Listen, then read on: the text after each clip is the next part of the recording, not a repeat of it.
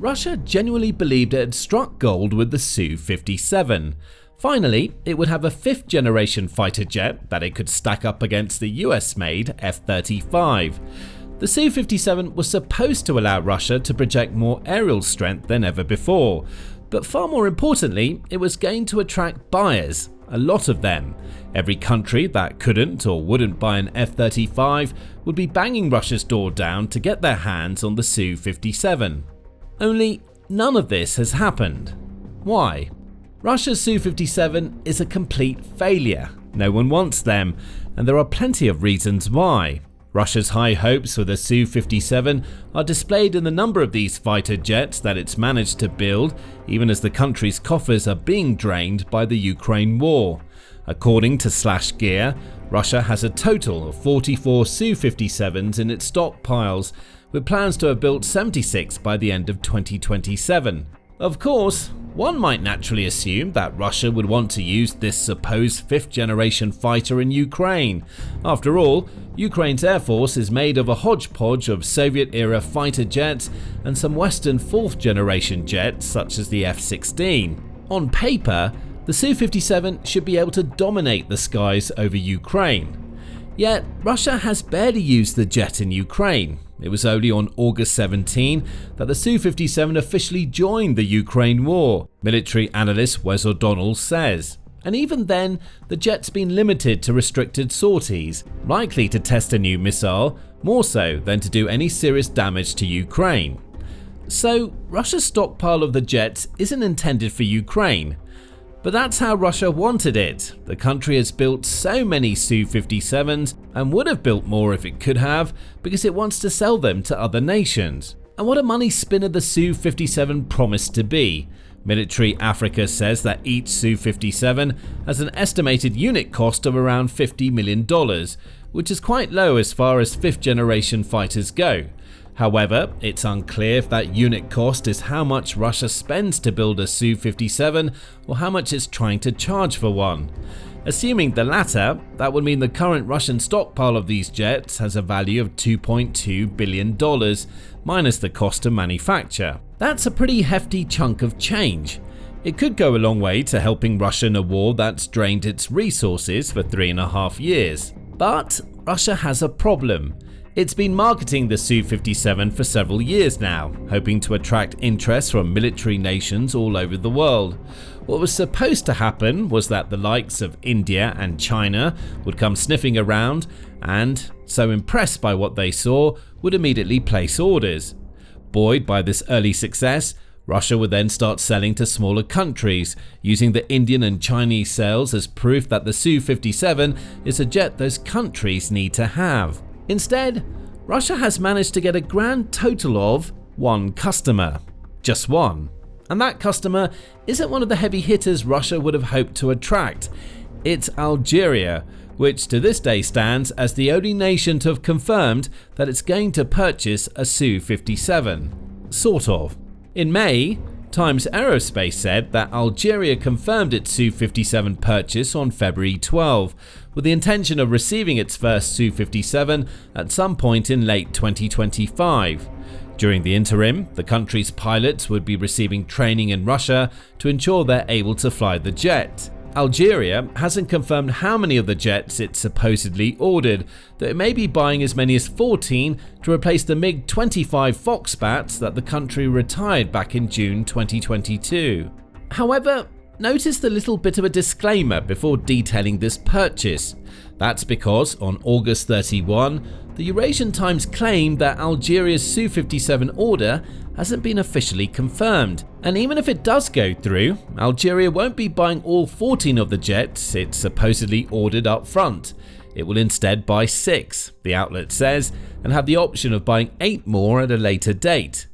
Immediately, that raises some red flags. If the Su-57 were as amazing as Russia wants people to think it is, Algeria would be chomping at the bit to buy as many of them as it could afford. The fact that it wants to hold an option to buy suggests that the country wants to put the Su-57 through its paces before committing to any more purchases. In other words, it doesn't trust that what Russia says the Su-57 can do and what it can actually do are the same. In its September 2 report on the Su-57 situation, New Sky also said that there are no official documents confirming that Algeria has actually made a Su-57 purchase. It's also interesting that Algeria has done almost nothing to advertise the fact that it's supposedly getting a new fleet of Su-57s, the outlet says. That's another red flag. Think about it. A country that has a relatively small military, like Algeria, will naturally want to do everything that it can to project power. The arrival of a fleet of 5th generation fighter jets would allow it to do just that, especially in Africa, where such jets aren't exactly common. Algeria should be shouting about this purchase from the rooftops, because it means that it has a weapon that many of its potential enemies don't have. Instead, it's very quiet about the whole affair, almost as if it's embarrassed to be the first customer for the Su-57. The reasons why Algeria, along with any other potential buyer of the Su-57, is wary will be addressed shortly.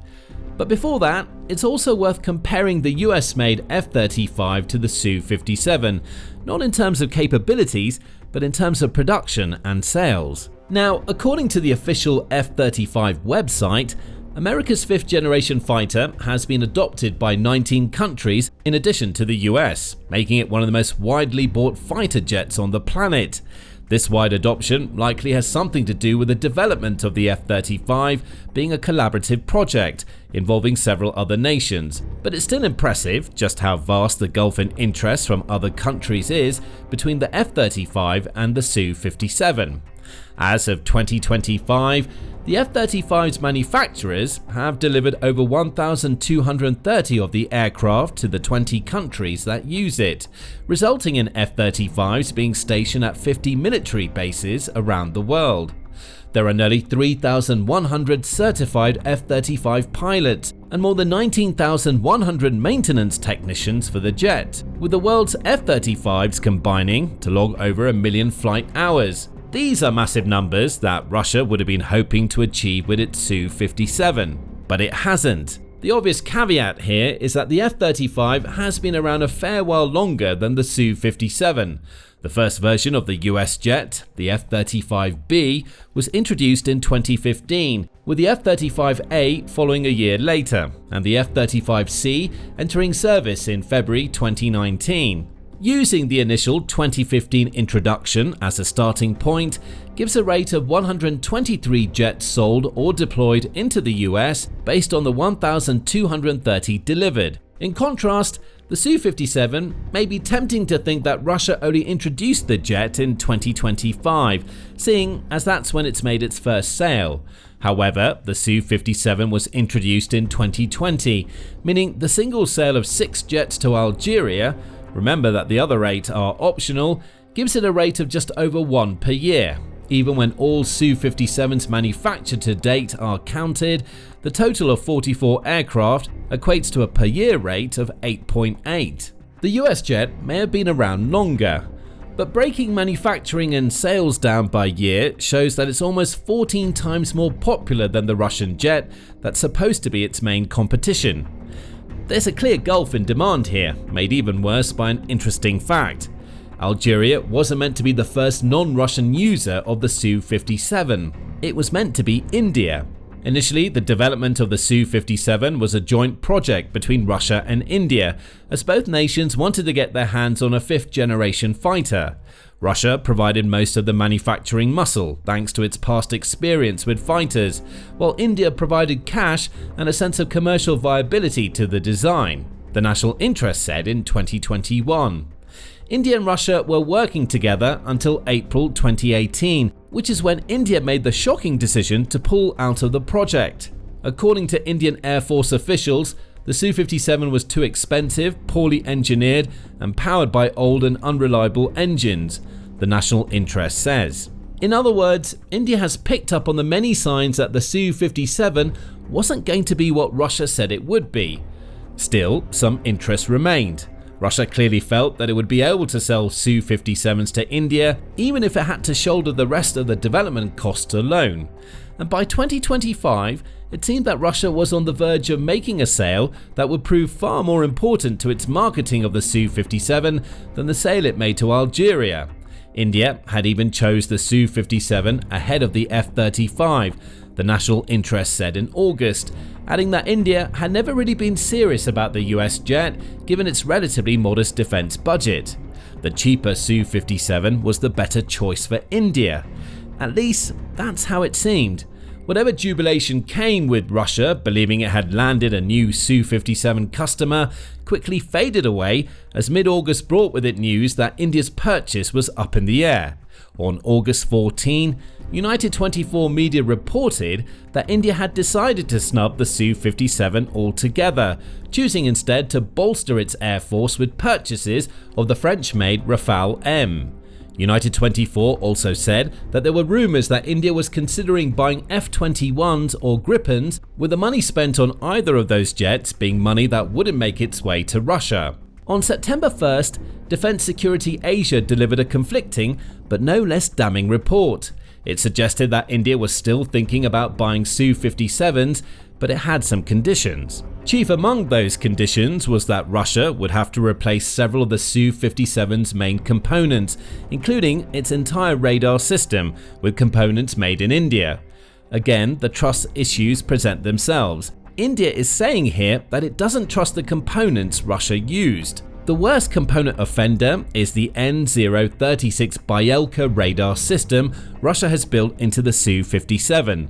According to Indian defense sources, the primary contention revolves around the Su-57E's N036 Byelka ASA radar, which is built using gallium arsenide GAA's technology, and in India's view, fails to meet the detection range, power efficiency, and electronic warfare resilience expected of next-generation radar systems, says Defence Security Asia. Long story short, the Su-57 in its current state isn't what India is looking for. India knew this as far back as 2018, which is why it pulled out of the code development. Russia, while claiming to have built an affordable 5th-generation fighter jet, is instead trying to sell something that's barely an upgrade over the jets it already has and certainly isn't up to the standard of the F-35, all of which leads to why nobody wants the Su-57. The first reason, as expressed by India's refusal to use the Su-57's default radar, is that Russia's jets have far too many failings for it to attract purchases. New Sky highlights a trio of these failings, starting with the jet's stealth capabilities. Stealth is a key to a 5th-generation fighter, and it's one of the major features that makes the F-35 superior to its 4th-generation cousins. Good stealth systems allow fighter jets to sneak up on targets because those jets have tiny radar signatures. Specifically, it's the jet's radar cross-section, or RCS, that determines how stealthy it is. The F-35's RCS is tiny, just 0.0015 square meters, which is roughly the size of a golf ball. That means a radar system sees an object that is about golf ball size, rather than detecting a massive fighter jet in the sky. The Su-57's RCS, by comparison, is between 0.1 and 0.5 square meters. At best, that means Russia's jet has an RCS 100 times the size of an F-35, which makes it pretty obvious that a major threat is flying through the air. The Su-57 has other problems. When it comes to combat use, New Sky says the Su-57 is geared towards shelling opponents with cruise missiles from relatively safe distances. That's how Russia has used the jet in Ukraine, the few times that it's actually used it. But if that's all the Su-57 is good for in a combat situation, then why even have it at all? 4th-generation fighters are just as capable of shelling from a distance. New Sky says the Su-57 can't penetrate deep behind enemy lines and isn't good at destroying enemy aircraft. There are also issues somewhat beyond Russia's control. There have been many cases where production samples reached the customer without key components. At the end of 2024, a number of felons were delivered without the 101 KSN system due to a sanctions shortage, New Sky says. So, not even the Su-57s being delivered to Russia itself are good enough. Why would any other country buy them? The National Security Journal labelled the Su-57 the worst stealth fighter on Earth on September 2nd, and it's difficult to argue. It says the Su-57's RCS may even end up being 1,000 times larger than an F-35's, which is so massive as to make any claims of stealth utterly false. The Su-57 is a 4th generation fighter wrapped in a poorly executed 5th generation marketing plan. But this lack of expected capabilities isn't the only thing that's holding countries back from buying the jet. Sanctions have also caused some major problems. This was evident almost a year ago when Business Insider reported that Western sanctions had placed the future production of Su-57s in serious jeopardy. It cited an open-source research group named Frontelligence Insight, which revealed that it was no longer possible for Russia to legally purchase the key components it needed to make the jet. Citing unspecified documents, it said the impacted components, including the WA-36 attenuator and the PLR-7 6012 and EAPS-3150 power supplies, which are part of a German-made radar device used on the Su-57. Business Insider reported. Obviously, this issue creates production delays. Assuming Russia even had customers for its failing 5th generation fighter, it wouldn't be able to fulfill those customers' orders at any sort of decent pace because it can't legally source the components it needs. Sure, it could buy them through intermediaries and back alley channels, but that takes time and the components might not be orderable in bulk. So, Russia can't sell more Su-57s because it can't build them. However, these sanctions issues also go some way to explain why Algeria, Russia's only customer, is also not saying all that much about its supposed purchase. Consider Algeria's position, announcing the purchase of 14 Su-57s only for them not to arrive. For years after, Russia could make excuses and offer promises that it can't deliver. Meanwhile, potential adversaries might acquire jets from other countries while Algeria continues to wait. By that point, the decision to rely solely on the Su-57 would appear deeply unwise.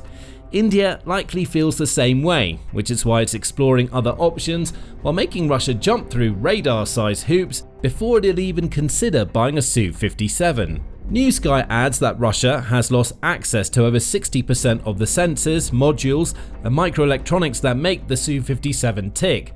Reliability is the key problem here. Even if Russia can sell some Su-57s now, it won't be many, and more aren't coming anytime soon. Russia also ends up stuck between a rock and a hard place.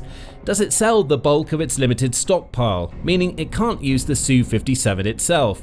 Or does it keep hold of what it has and allow more and more time to pass, making its jet a less attractive prospect in the process? Neither is a good choice for Russia. Add to this a host of other problems.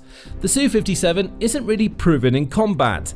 A handful of sorties over Ukraine and launching missiles from air bases a safe distance away don't show what the jet can and can't do. Russia already can't be relied on to be able to build the jet, so having reliability concerns about how the jet will work under pressure is another nail in a Su-57 coffin that's already covered in metal.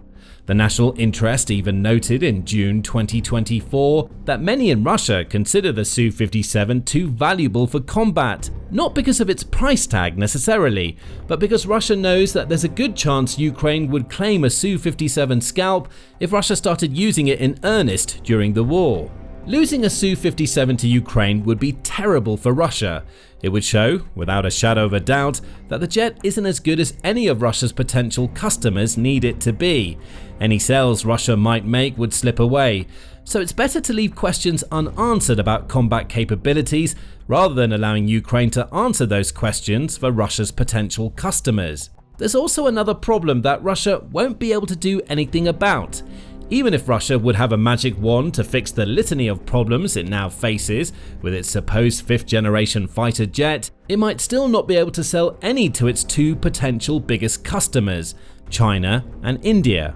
Why? Well, both are either working on or have already built 5th generation fighters of their own.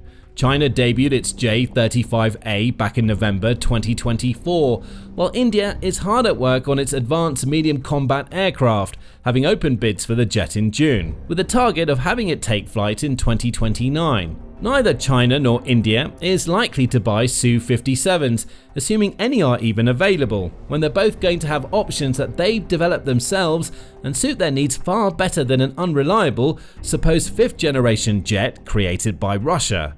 All of this means that the Su-57 is a failure from the start. a jet that's crashed at launch and now serves as little more than proof that Russia doesn't deliver on its promises. The saga of the Su-57 essentially amounts to Russia no longer being able to rely on its allies to buy the products it builds. And speaking of not being able to rely on others, Russia is also facing a betrayal by one of the few European Union members that supported it during the Ukraine war.